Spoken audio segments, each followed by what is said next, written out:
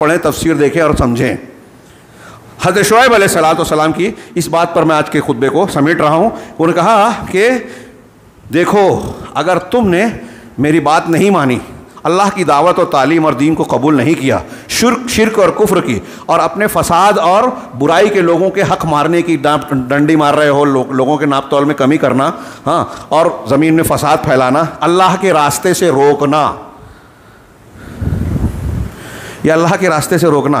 हमारे यहाँ आजकल कुछ लोग हैं, फला मौलवी साहब से इख्तिलाफ हो गया तो उसको तकरीर करने नहीं देंगे, वो जुमा नहीं पढ़ा सकता, दर्स बंद करवा दो। अगर कोई समझ रहा है कि हमको बोल रहे हैं और उनके अंदर है तो जान ले, हाँ उनको ही बोल रहा हूँ, उनको ही बोल रहा हूँ जो समझ रहे हैं कि मुझे बोल रहा है, और वो समझ रहे हैं कि हमें कह रहा है। तो अगर आप कह रहे हैं तो ये बताइए कि मैं क्या गलत कह रहा हूँ। अगर मैं सही कह रहा हूं तो तौबा कीजिए, इस्लाह कीजिए। अल्लाह के रास्ते से रोकना कोई छोटा मोटा गुनाह नहीं है, अल्लाह के अजाब को दावत देना है। हमें हुक्म है कि दीन को लोगों तक पहुंचाएं और आप पहुंचाने वाले को रोकें।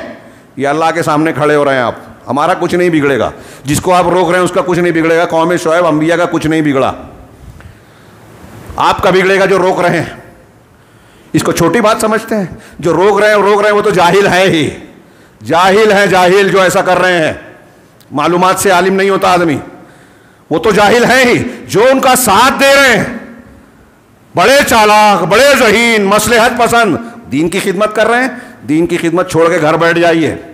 अगर आपको गलत कहने की जुर्रत नहीं है, दीन की दावत देने का हौसला नहीं है, सही का साथ देने का हौसला नहीं है, तो आप इस लायक है ही नहीं कि दीन का काम करें, जमात के जिम्मेदार बने।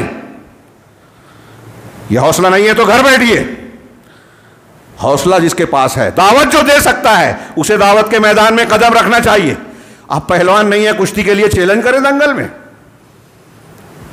यही कर रहे हैं आज लोग, जो दावत है नहीं, जाहिल हैं, अपने आप को दानिश्वर, आलिम, दाई, मुबल्लिग, दीन का ठेकेदार, जमात का जिम्मेदार बनाने की कोशिश करते हैं।